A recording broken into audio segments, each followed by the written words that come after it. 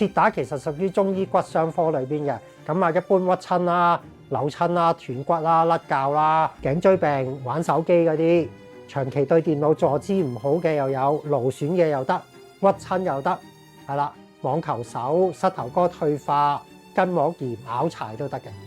咁我爸爸媽媽都係一個鐵打醫師，咁由細到大都睇到爸爸媽媽做鐵打嘅幫到人嘅樂趣啦，咁覺得有興趣，咁一路做到而家啦。我哋個鐵打醫館以粉紅色做主題啦，另外個一半嘅主題咧就係骷髏骨啦。咁呢度睇骨頭嘅，所以我哋用咗骨頭做主題。你見我都好中意粉紅色嘅，因為咧我由細到大咧都住喺醫館度嘅。以前啲舊式嘅醫館比較冷淡啲，全白色。咁我覺得我哋做鐵打嘅其實都要問翻個病人好多時候嘅日常生活嘅習慣啊，或者點樣幫佢可以盡量平時健康啲。咁所以我哋都要有一個冇壓力、舒適嘅環境去一啲問診嘅。所以我覺得個氣氛都好緊要嘅。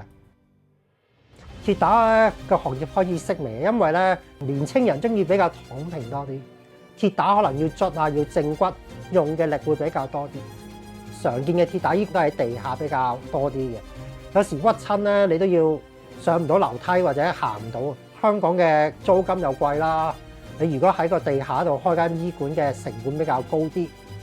我間診所就喺長沙灣深水埗區啦，咁其實醫區好多基層或者好多老人家㗎。咁自從疫情之後咧，我哋做咗好多一啲義診啦、一啲義展啦，或者派物資啦。我希望嚟緊再可以同多啲唔同嘅機構，或者盡量幫多啲本區或者外區嘅有需要嘅基層或者老人家。我叫梁天柱，香港土生土長，700萬個古仔，成就一個香港古仔。